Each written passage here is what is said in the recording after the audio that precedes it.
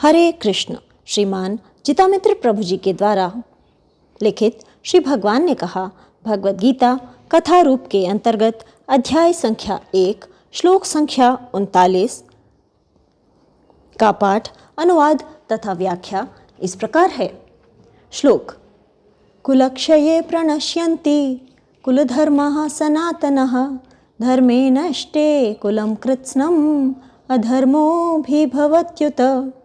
अनुवाद: अर्थात कुल का नाश होने पर सनातन कुल परंपरा नष्ट हो जाती है और इस तरह शेष कुल भी अधर्म में प्रवृत्त हो जाता है।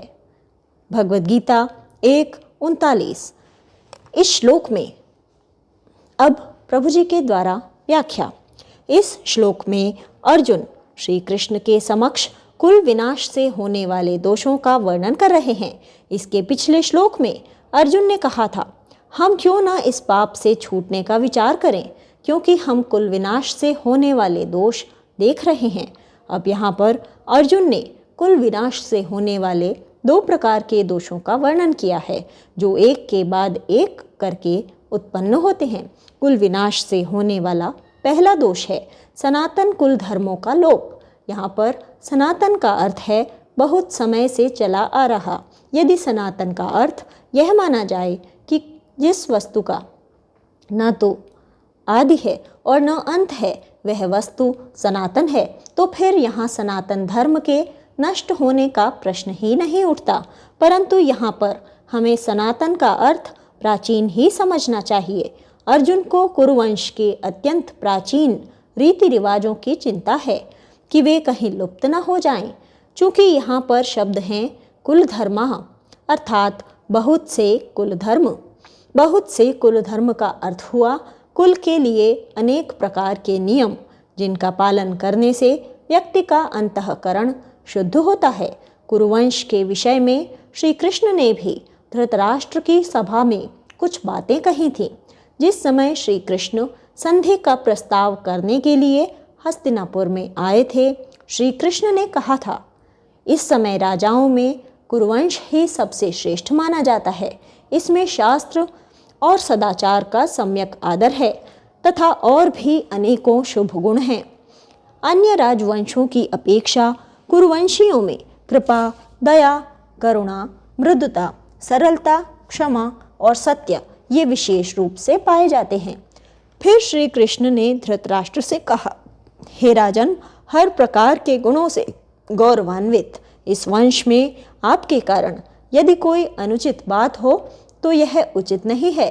यदि कौरवों में गुप्त या प्रकट रूप से कोई असद व्यवहार होता है तो उसे रोकना तो आपका ही काम है।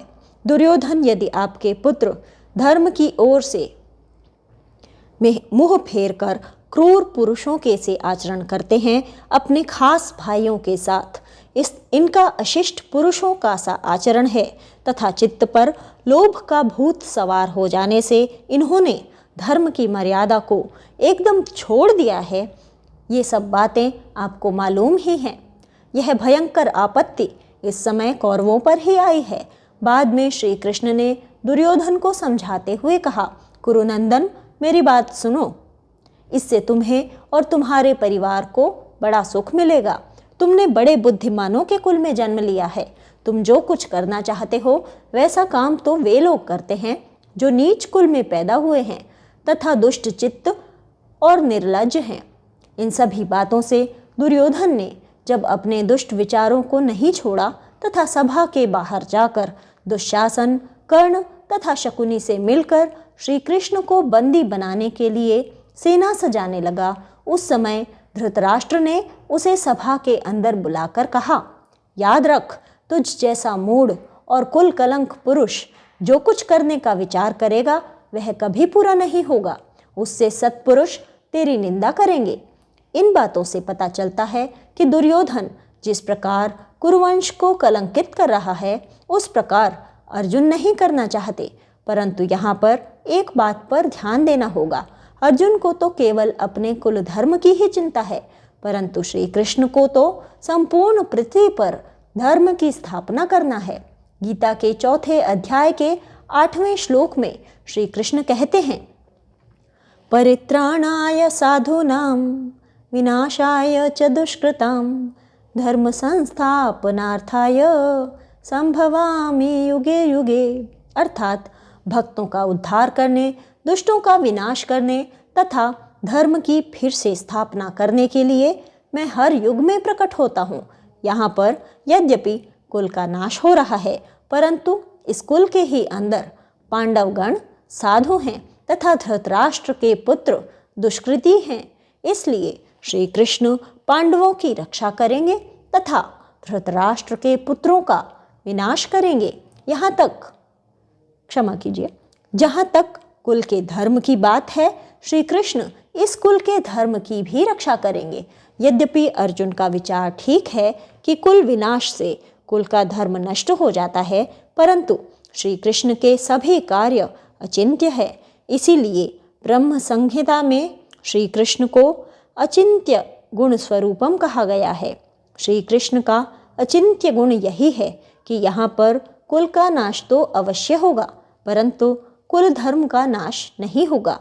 इस संबंध में कुंती देवी पूर्ण विश्वास के साथ श्री कृष्ण से कहती हैं, हे कृष्ण, पांडवों के लिए जो जो हित की बात हो और उसे जिस जिस प्रकार आप करना चाहें उसी उसी प्रकार करना, जिससे कि धर्म का लोप न हो और कपट का आश्रय न लेना पड़े। मैं आपके सत्य और कुल के प्रभाव को अच्छी तरह जानती हूँ। अपने मित्रों का कार्य करने में आप जिस बुद्धि और पराक्रम से काम लेते हैं वे भी मुझसे छिपे नहीं हैं। हमारे कुल में आप ही मूर्तिमान धर्म, सत्य और तप हैं। श्रीमद् भागवत के प्रथम स्कंद के 8वें अध्याय में कुंती देवी ने श्री कृष्ण की अत्यंत सुंदर स्तुति की है। इसके 41वें श्लोक में वे कहती हैं, अथ विश्वेश्व विश्वात्मन विश्वमूर्ते स्वकेशु मे स्नेह पाशम इमं छिंधे दृढ़ं पांडुषु वृष्णिषु। अर्थात, अतः हे ब्रह्मांड के स्वामी, ब्रह्मांड की आत्मा, विश्वरूप, कृपा करके मेरे स्वजनों, पांडवों तथा वृष्णियों के प्रति मेरे स्नेह बंधन को काट दीजिए। इस श्लोक के तात्पर्य में श्रील प्रभुपाद लिखते हैं, भगवान का शुद्ध भक्त भगवान से अपने लिए कुछ भी मांगने में शर्माता है, लेकिन गृहस्थों को कभी कभी बाध्य होकर भगवान से कुछ वर मांगने पड़ते हैं, क्योंकि वे पारिवारिक स्नेह की ग्रंथि से बंधे होते हैं। श्रीमती कुंती देवी इस तथ्य से सचेत थीं, अतएव उन्होंने भगवान से प्रार्थना की कि वे स्वजनों, पांडवों तथा वृष्णियों के प्रेम पाश को काट दें। पांडव उनके निजी पुत्र हैं और वृष्णि उनके पितृकुल के सदस्य थे। कृष्ण इन दोनों परिवारों से समान रूप से संबंधित थे। दोनों ही परिवारों को भगवान की सहायता की आवश्यकता थी, क्योंकि दोनों ही भगवान के आश्रित भक्त थे। श्रीमती कुंती की इच्छा थी कि श्री कृष्ण उनके पुत्रों अर्थात पांडवों के साथ रहें, लेकिन कृष्ण के ऐसा करने से कुंती के पितृकुल के लोग लाभ से वंचित रह जाते। यह पक्षघात कुंती के मन को दुख देने वाला था, अतएव उन्होंने इच्छा व्यक्त की कि यह से स्नेह बंधन छिन्न हो जाए। शुद्ध भक्त अपने परिवार के सीमित स्नेह बंधन को छिन्न करके समस्त विस्तृत आत्माओं के लिए अपने भक्ति कार्यों का विस्तार करता है। इसके जीवंत उदाहरण षड गोस्वामी हैं, जिन्होंने भगवान चैतन्य के पथ का अनुसरण किया। वे सभी अत्यंत प्रबुद्ध एवं सवर्ण जातियों के थे, लेकिन जनता के कल्याण के लिए वे अपने अपने सुखद घरों को त्याग कर सन्यासी बन गए। समस्त पारिवारिक स्नेह को छिन्न करने का अर्थ है कार्य क्षेत्र को विस्तृत करना। ऐसा किए बिना कोई न तो ब्राह्मण बनने के योग्य हो सकता है, न राजा, न जनता का नेता, न भगवत भक्त। भगवान ने आदर्श राजा के रूप में यह दृष्टांत प्रस्तुत किया। श्री रामचंद्र ने आदर्श राजा के गुणों को प्रकट करने के लिए अपनी प्रियतमा से स्नेह बंधन छिन्न कर लिया था।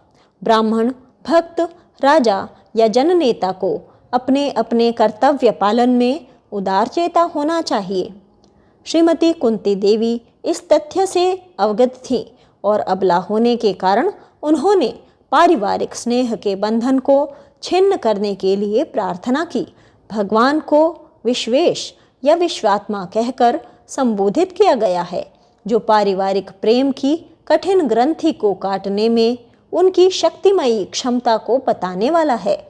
इसीलिए कभी कभी अनुभव किया जाता है कि निर्बल भक्त के प्रति विशेष आकर्षण के कारण भगवान अपनी अपार शक्ति द्वारा नियोजित परिस्थितियों द्वारा पारिवारिक स्नेह को छिन्न करते हैं। ऐसा करके वे भक्त को अपने ऊपर पूर्णतया आश्रित बनाकर उसके भगवत धाम वापस जाने का मार्ग साफ कर देते हैं। इस श्लोक में अर्जुन ने कहा है कि कुल के नष्ट होने से सनातन कुल धर्म नष्ट हो जाते हैं तथा इस प्रकार संपूर्ण कुल को अधर्म दबा देता है।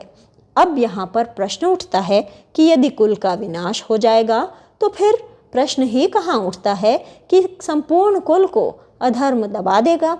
इस प्रश्न का उत्तर यह है कि जब अर्जुन ने कुल के विनाश की बात कही तो यह संपूर्ण कुल का विनाश नहीं है, क्योंकि कुल के जो जवान योद्धा है वे ही इस युद्ध में भाग ले रहे हैं तथा कुछ वृद्ध पुरुष भी युद्ध में भाग ले रहे हैं। इस कुल की सभी स्त्रियां तथा बच्चे इस युद्ध में भाग नहीं ले रहे हैं।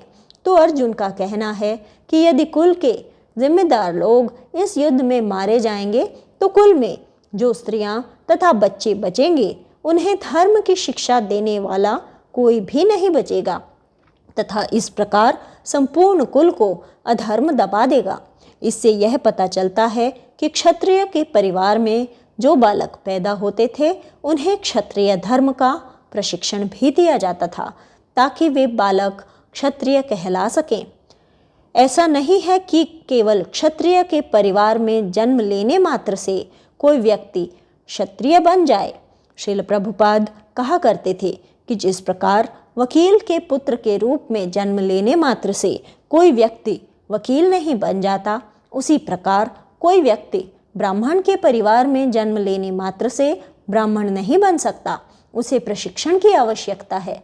तो यहाँ पर अर्जुन का कहना है कि यदि क्षत्रिय कुल के प्रशिक्षित लोगों का विनाश हो जाएगा तो फिर कुल में क्षत्रिय धर्म का प्रशिक्षण देने वाला कोई नहीं रहेगा।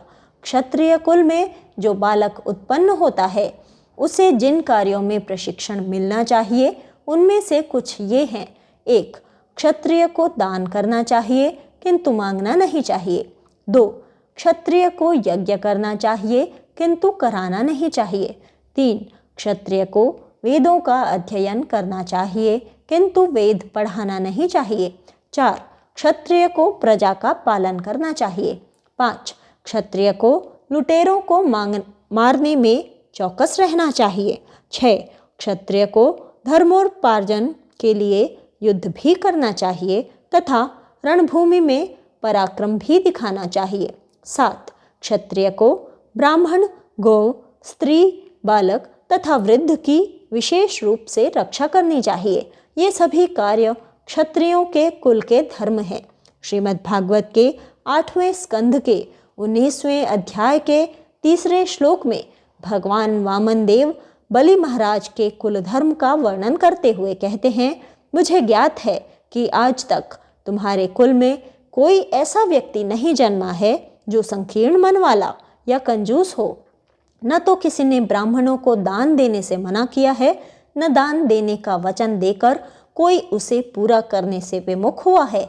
इसके अगले श्लोक में भगवान कहते हैं, हे राजा बलि, तुम्हारे कुल में कभी भी ऐसा क्षुद्र हृदय वाला व्यक्ति उत्पन्न नहीं हुआ जिसने तीर्थ स्थानों पर ब्राह्मणों को दान देने से मना किया हो या युद्ध भूमि में लड़ने के लिए मना किया हो। श्रील प्रभुपाद श्रीमद् भागवत के प्रथम स्कंद के 9वें अध्याय के 27वें श्लोक के तात्पर्य में लिखते हैं, राजनीतिक श्रेष्ठता के लिए राजधर्म एक महान विज्ञान है।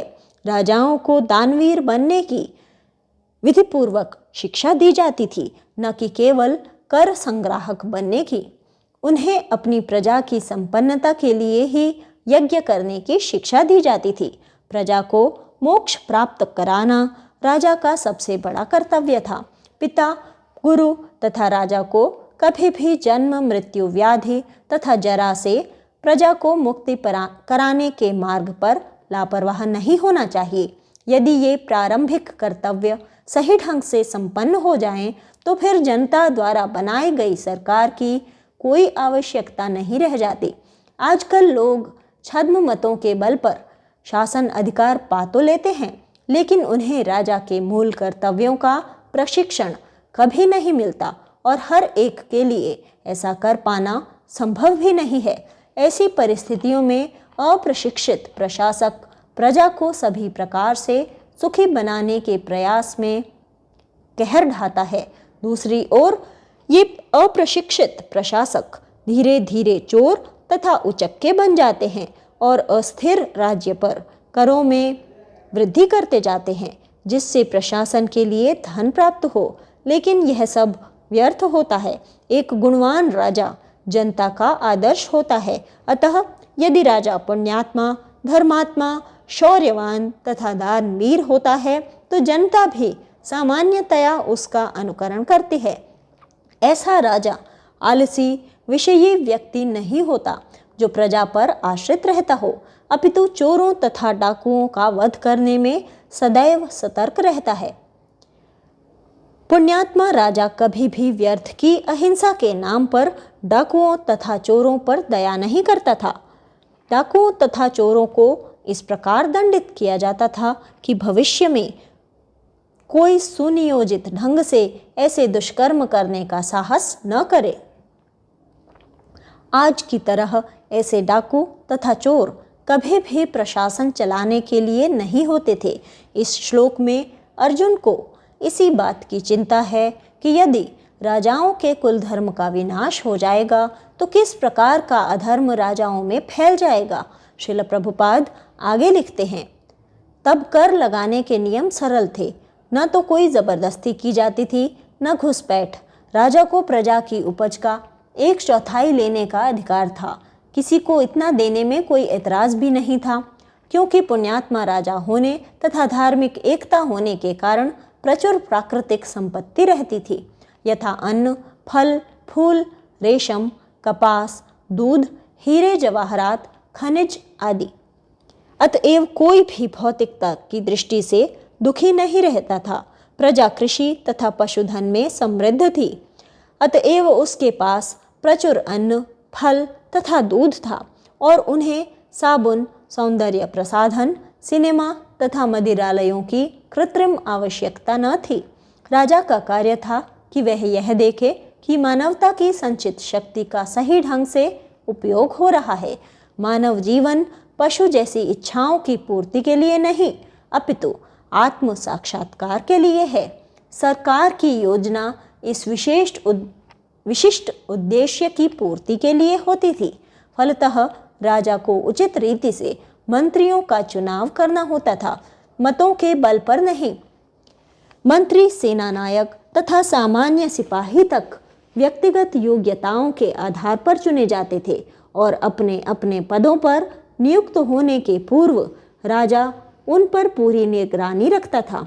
राजा विशेष रूप से सतर्क रहता था कि ऐसे तपस्वी छूटे नहीं जो आध्यात्मिक ज्ञान के प्रचार प्रसार में अपनी प्रत्येक वस्तु का त्याग कर देते थे।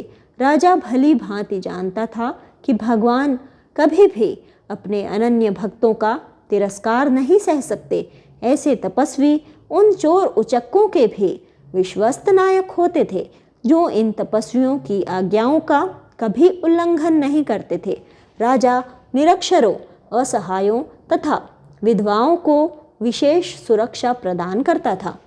शत्रु द्वारा आक्रमण किए जाने के पूर्व रक्षा के सारे उपाय किए जाते थे।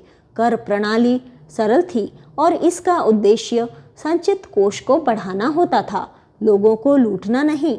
सैनिकों की भर्ती सारे विश्व भर से की जाती थी और उन्हें विशेष कार्यों के लिए प्रशिक्षित किया जाता था। इस प्रकार हम देखते हैं कि अर्जुन को चिंता है कि क्षत्रियों के संहार के कारण क्षत्रियों का सनातन धर्म नष्ट हो जाएगा। फिर कुल विनाश से होने वाला दूसरा दोष है संपूर्ण कुल को अधर्म दबा देता है। अर्जुन को यह चिंता है कि यदि कुल में धर्म नष्ट हो जाएगा तो कुल में अधर्म उसी प्रकार फैल जाएगा जिस प्रकार किसी स्थान में प्रकाश नष्ट होने से अंधकार फैल जाता है। अधर्म के कारण किसी समाज की दशा किस प्रकार हो जाती है, इस बात पर हम अभी विचार करेंगे। अधर्म के लक्षण निम्न हैं। 1. अधर्म के कारण लोग अत्यंत अहंकारी हो जाते हैं। 2. लोग स्त्रियों में अत्यधिक आसक्त हो जाते हैं। 3. लोगों में नशे की लत अत्यधिक फैल जाती है। 4. एक कंगाल को भी अपनी कौड़ी का अभिमान हो जाता है। 5. स्त्रियां पुरुषों के मन को हरने के लिए एक से एक आकर्षक वस्त्र पहनती हैं। 6. समाज में व्यभिचार फैल जाता है। 7. लोगों में घूस लेने की आदत फैल जाती है। 8. लोग अपने भाई भतीजे के पक्षपाती हो जाते हैं। 9. इंद्रिय तृप्ति की वस्तुओं में लोग कालाबाजारी करने लगते हैं। 10. सामान्य रूप से लोग उद्दंड हो जाते हैं। 11. लोगों में लोभ की भावना अत्यधिक बढ़ जाती है। 12. लोग धर्म के नाम पर मिथ्याचार करते हैं। 13. लोग एक दूसरे को हर बात पर धोखा देने का प्रयास करते हैं। 14. समाज में हिंसा की घटनाएं बहुत बढ़ जाती हैं। 15. लोग भ्रष्टाचारी होने के कारण दुखी स्त्रियों को असहाय अवस्था में त्याग देते हैं। 16.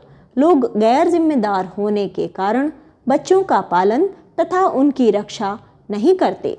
17. स्त्रियां दुराचारिणी होने के कारण स्वच्छंदता पूर्वक एक पुरुष से दूसरे पुरुष के पास जाती हैं। 18. व्यक्तिगत स्वतंत्रता के नाम पर शिक्षित लोग उन्मुक्त यौन संबंध का समर्थन करते हैं। 19. छोटे छोटे बच्चों को कई प्रकार से सताया जाता है। 20. निर्धन होने पर अच्छे स्वामी को भी सेवक छोड़ देते हैं। 21. असहाय होने पर अच्छे सेवक को भी स्वामी छोड़ देते हैं। 22. जब गायें दूध देना बंद कर देती हैं तो उन्हें त्याग दिया जाता है या मार डाला जाता है। 23. स्त्री के द्वारा नियंत्रित होने के कारण पुरुष अपने पिता, भाई, अन्य संबंधियों तथा मित्रों को भी त्याग देते हैं। 24. थोड़े से पैसों के कारण लोग एक दूसरे से नफरत करते या एक दूसरे को मार डालते हैं। 25. लोग अपने वृद्ध माता पिता, बच्चों तथा पत्नी की सुरक्षा नहीं करते हैं। 26. लोग नास्तिक स्वभाव के कारण परमेश्वर की किसी भी प्रकार की पूजा नहीं करते हैं। 27. अत्यंत दूषित चेतना होने के कारण लोग अपने शरीर को शुद्ध करने के लिए स्नान करने में भी आलस्य का अनुभव करते हैं। अर्जुन को चिंता है कि उनके कुल में अधर्म के उपर्युक्त लक्षण फैल जाएंगे यदि कुल का संहार हो जाएगा। परंतु भगवत गीता के उपदेश से जब अर्जुन समझ जाते हैं कि श्री कृष्ण ही धर्म के रक्षक, धर्म के वक्ता तथा धर्म के निर्माता हैं, तो अर्जुन का मोह नष्ट हो जाता है।